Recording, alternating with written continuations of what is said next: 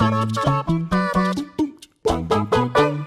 lads and lassies, welcome back to What Culture Gaming. My name is Rach and today we're going to talk about permadeath.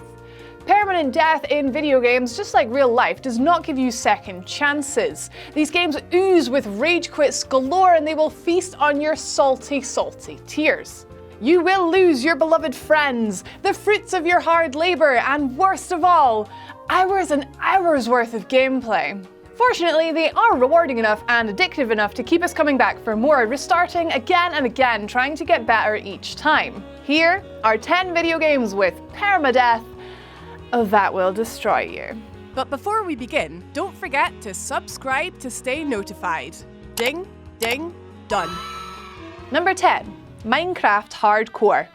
Minecraft's Hardcore mode pretty much does what it says on the box. It's a simple permadeath survival mode. The difficulty cannot be changed once you're playing, there's no bonus chests at the start of the level, and cheats are not allowed. When you die, your world dies with you, along with whatever beautiful castles you may have created along the way. Hilariously, Hardcore mode is available in multiplayer, banning the deceased from reconnecting to the server upon death and forcing them to spectate. It is going to take a metric butt-ton of grinding to get that Ender Dragon down with just one life. Number 9, Fire Emblem Awakening.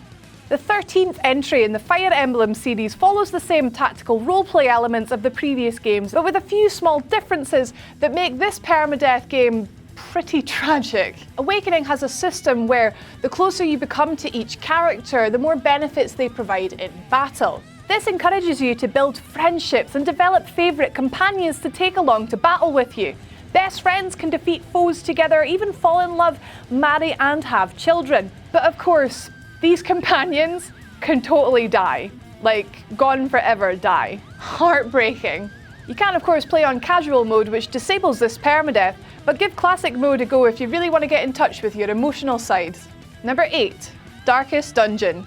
Imagine a game where, thanks to your leadership, your characters can become so stressed out that they literally drop dead. Welcome to Darkest Dungeon, which has you control a band of heroes, each with different classes and skills, and explore various dank, dark scenarios filled with nightmarish enemies. Before you even know what's happening, your characters start dying left, right, centre left and centre right, and you guessed it, dead means dead, that's them away for their tea. The game literally forces you into triage decisions, with the mission taking priority over the individual characters. But man, losing your only level 6 healer is a right punch in the ovaries. Number 7, XCOM Enemy Unknown, IRONMAN. Similar to Darkest Dungeon, XCOM sees you recruit, train and deploy troops of varying skill sets, but this time in an attempt to protect Earth from an alien invasion. These games are so nail-bitingly tense thanks to their strategic turn-based gameplay. XCOM takes this even further with IRONMAN mode, which limits the player to just one save file.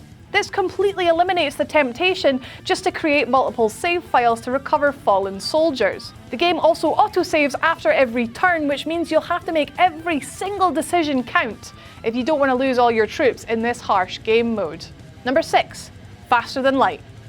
Here we have the space-based RTS roguelike Faster Than Light. Similar to XCOM, decisions can cost you dearly, and when your ship is destroyed, that's your save file deleted, you're starting again from the beginning.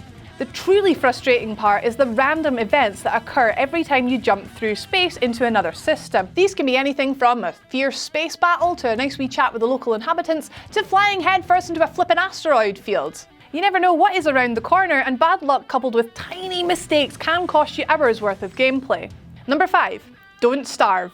Well, we can't have a permadeath list without a good old open world survival game, can we? In Don't Starve, you must keep Wilson the scientist healthy, happy and mentally stable throughout the game as he fights to escape from a randomly generated horror world. The initial few days is such a slow grind that it can make dying in the later weeks especially painful when you realise you have to start all over again.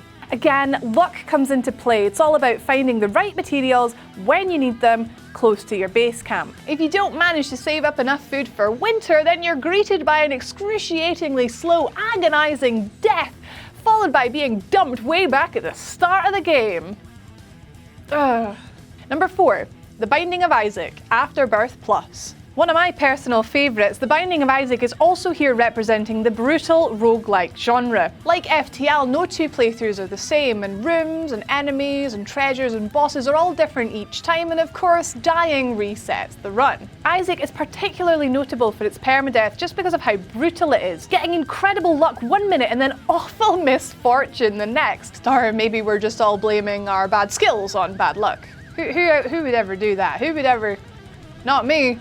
But the reason it makes this list is because of the Afterbirth Plus expansion's ultra hard challenge. Much like the name suggests, this challenge is a wee bit tricky. All enemies are powered up, curses befall you on each floor, and health pickups are non-existent. Better pray hard to RNGesus if you want to ever complete this one.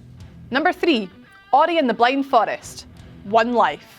Don't let Ori's adorable charm fool you, or please do in fact. It's an absolutely gorgeous game with a sweet storyline that tugs on the old heartstrings. Ori and the Blind Forest is a Metroidvania platformer with some wicked difficulty. As if the normal mode wasn't hard enough, there's also a terrifying 1 life mode, which requires you to play through the game start to finish without dying once, funnily enough going by the name. How hard can that be? On you go then, we'll talk when you've tried the chase sequences. Number 2, Diablo 3 Hardcore. The leveling adventure is only one side to Diablo 3. Arguably the end game at max level has even more content, running rifts and bounties that constantly encourage you to push the difficulty to the max in order to get the best rewards. Diablo 3's hardcore mode means your character only has 1 life. Stand in some lava for too long, pull too many demons, run out of defensive moves, and your character will die and be locked from play. You are constantly pushing yourself on the edge of your seat, torn between wanting to stay on a nice, safe difficulty where everything is lovely, but then also kind of needing to crank it up a little bit in order to progress your character faster.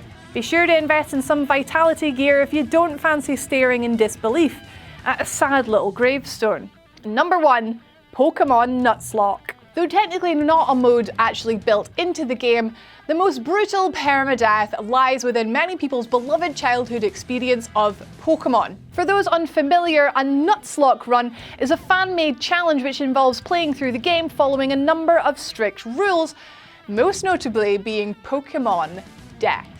When a Pokemon faints, that's it, it's pronounced dead and you must release it. Combined with the rule of only being able to catch the first Pokemon encounter of each area, and you have gameplay to make even the steadiest of hands shake with fear. Furthermore, each little Pokemon must be nicknamed, further increasing your attachment to your beloved little doomed monsters. It just makes watching them fight their heart out, only to be taken down by a devastating surprise critical hit. Oh, just all the more painful. There we go, ladies and gents. Thank you so much for staying with us. Those were 10 games that will make you put in some serious hours and tears if you are to finally defeat them. Be sure to give us a like if you liked the video, subscribe if you want to see more lists like this every day. Here's one right here if you want to go and see Josh talking about some more really difficult video games. That one's quite a good one actually, I edited that one. On this one here I also edited, but I actually present this one as well. This one is me nerding out about Dark Souls, so if you're a Dark Souls fan, fist bump to you. Alright, so yeah, thank you again for watching. My name has been Rach. We will see you tomorrow, guys. Bye-bye.